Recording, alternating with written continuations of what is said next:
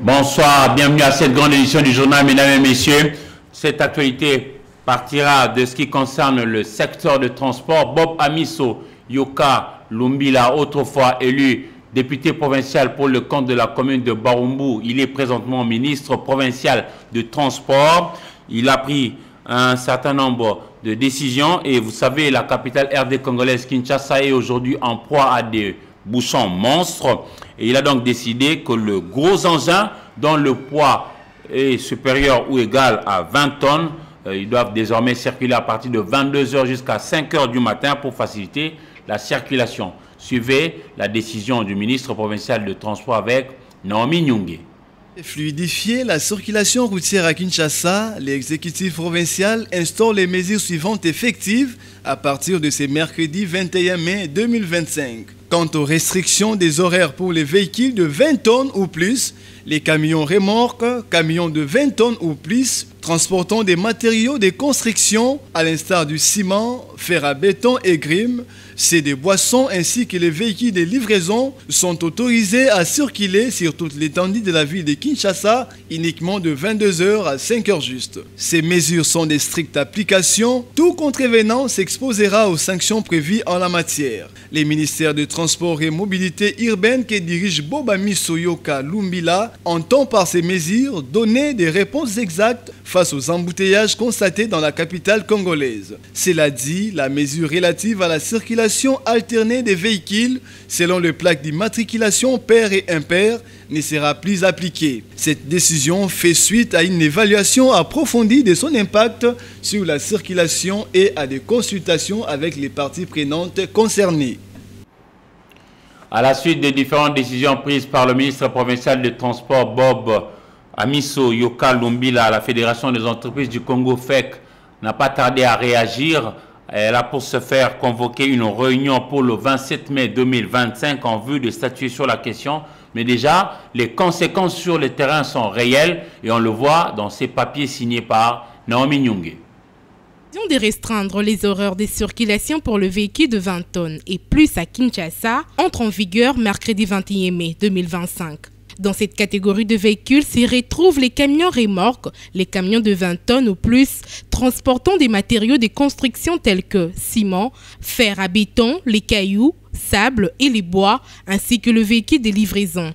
D'après ces décisions, tous ces véhicules ne sont autorisés de circuler que de 22 h juste à 5 h juste, et c'est sur toute l'étendue de la ville de Kinshasa. Une situation qui pénalise totalement les entrepreneurs du pays avec risque de déstabiliser l'économie nationale de la RDC. Voilà qui a poussé la Fédération des entreprises du Congo, FEC, à convoquer une réunion de ses membres le mardi 27 mai 2025 à son siège situé sur l'avenue de Cataracte à Gombe, dans l'objectif de structurer un document qui sera présenté à l'autorité urbaine comme cadre de référence. En effet, la décision prise par l'exécutif provincial de Kinshasa à travers son ministre des Transports, Bob Amiso, est un changement des paradigmes qui ne concerne pas que les transporteurs, elle affecte également l'économie urbaine qui est nationale. Plus particulièrement le tissu industriel et commercial, l'entreposage, les stations-service et autres. Par ailleurs, la généralisation du travail de nuit représente pour certains secteurs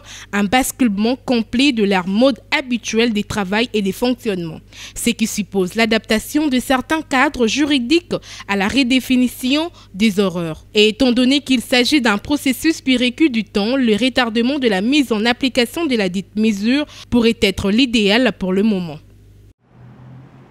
Aujourd'hui, mercredi 21 mai 2025, l'hôtel de ville de Kinshasa a lancé dès les premières heures de la matinée les travaux de réfection de l'avenue du tourisme, une corniche qui se trouve dans la commune de Ngaliema. Et bien avant cela, à travers le communiqué de son ministère des infrastructures et travaux publics, il a donné les modalités à suivre pour permettre à la population de circuler dans ces coins de la capitale Kinshasa. Suivez avec Fofana Moukoubi.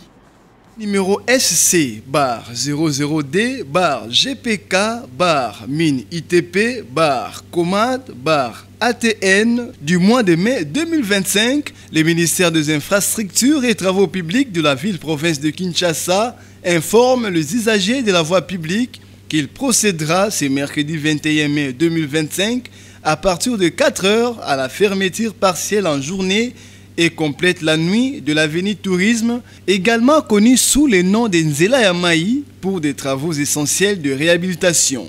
L'organisation de cette fermeture se présente comme suit. De 4h à 15h, circulation à sens unique sur une voie allant de Kintsuka vers le centre-ville. De 15h à 22h, circulation à sens unique sur l'autre voie allant du centre-ville vers Kintsuka.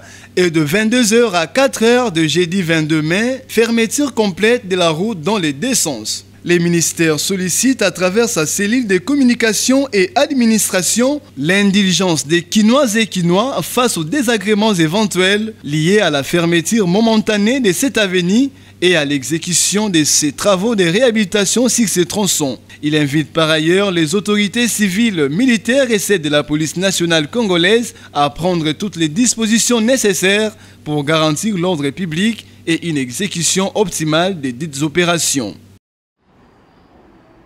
Nous restons à Kinshasa pour vous dire que le nouveau directeur général de la direction de gestion de marché de Kinshasa, Pati Mubenga Lumbala, a redit son engagement à lutter contre tout le marché pirate qui arrive à enlaidir la capitale Kinshasa et participer donc à rétrécir la taille parfois des différentes chaussées et empêche donc la bonne circulation et des engins automoteurs et de la population qui peut vaquer à ses occupations. Ave Maria Loum, Fankenda va y revenir demain avec force de taille.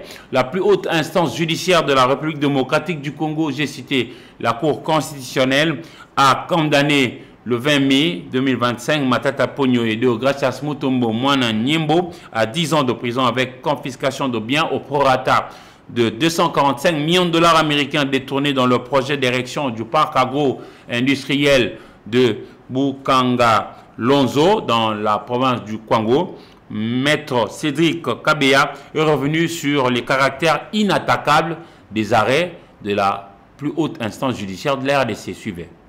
Il y a une différence entre la procédure devant les cours et tribunaux normaux et puis les hautes cours.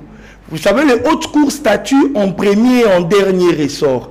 Et vous comprenez que les voies de recours ne sont pas les mêmes. Je veux lire l'article 93 de la loi portant procédure, la loi portant fonctionnement et organisation de la Cour constitutionnelle. Elle dit ceci: la Cour statue par voie d'arrêt.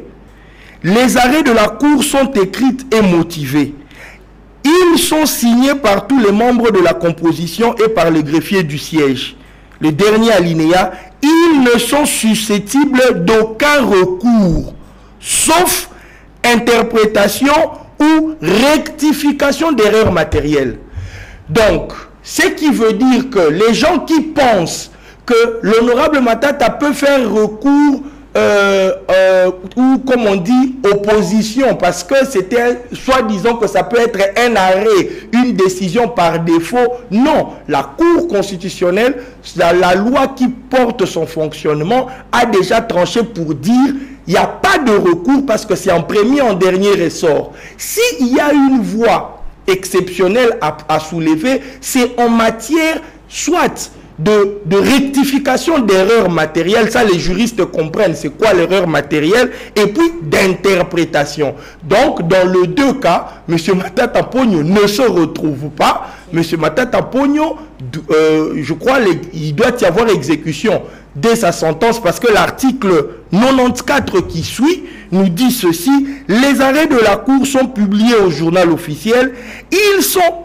immédiatement exécutoires.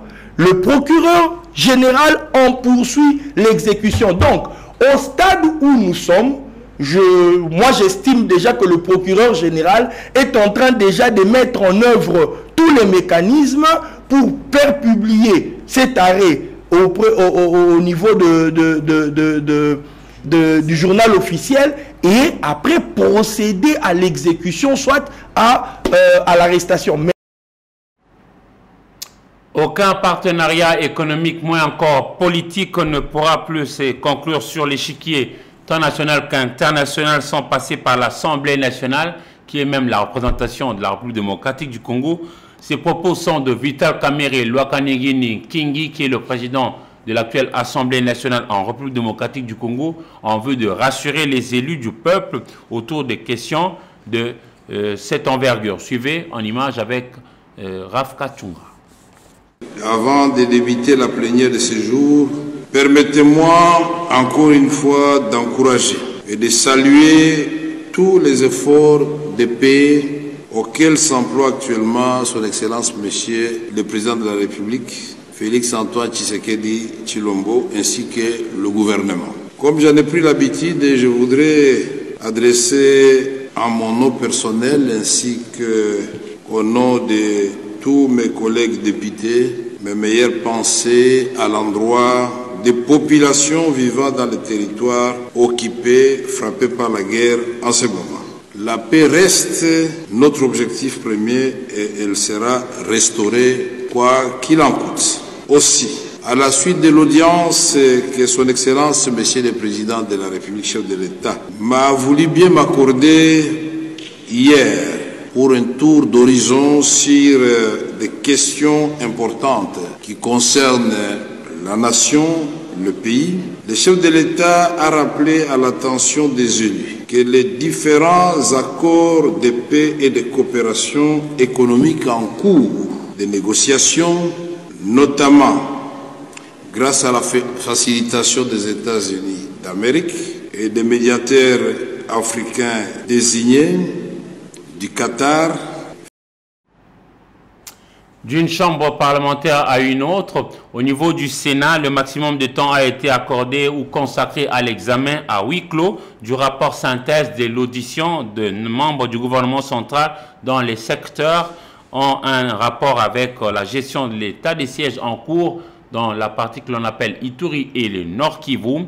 Et sous la direction de son président Samuel Konde Kingi Jean-Michel, il faut dire que sur 81 sénateurs ayant participé aux discussions et surtout ayant pris part au vote, 79 se sont prononcés pour, un seul élu a dit non, a voté contre, c'est-à-dire, et puis un autre s'est abstenu pour la prorogation de l'état des sièges dans ces deux provinces de la RDC.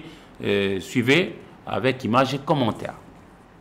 Sous la direction de l'honorable Jean-Michel Samalou Konde, président du Sénat, la plénière du mardi 20 mai 2025 à la Chambre haute du Parlement a consacré un temps pour examiner à huis clos le rapport synthèse de l'audition de membres du gouvernement dont les secteurs ont un rapport avec la gestion de l'état des sièges en cours en Ituri et au Nord Kivu. En effet, sous la co-direction des honorables José Panda Kabango et Christophe Lutundula Apala Penapala, respectivement président de la commission Défense, Sécurité et Frontières et de la Commission Relations Extérieures, cette commission mixte a tenu plusieurs séances d'audition avec différents membres du gouvernement. C'est dans le cadre de l'évaluation de la situation sécuritaire dans l'Est de la RDC. Conformément aux dispositions de l'article 100, alinéa 2 de la Constitution ainsi que 45, alinéa 1 et 96 du règlement intérieur du Sénat. C'est à l'issue de leurs travaux qu'ils sont venus présenter ces rapports synthèse à la plénière qui en a débattu à huis clos pour dégager l'opportunité du maintien de l'état de siège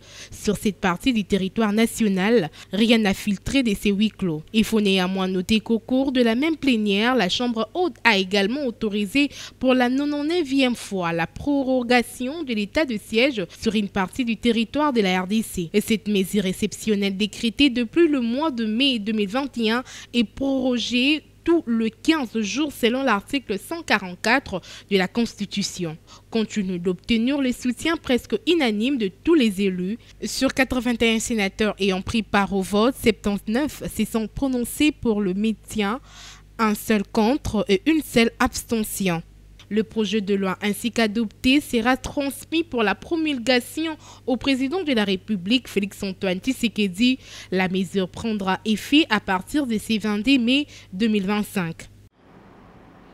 Profitant de son séjour humanitaire dans la ville de Beni, nous sommes dans le Nord Kivu, le député national Patrick Munyonyo a voulu lui-même aller visiter pour vivre des visus, l'avancement des travaux du pont Semoliki situé à Kassindi pour justement s'enquérir de l'avancement des travaux de ces ponts d'intérêt public. Mandi Kouyala pour la suite.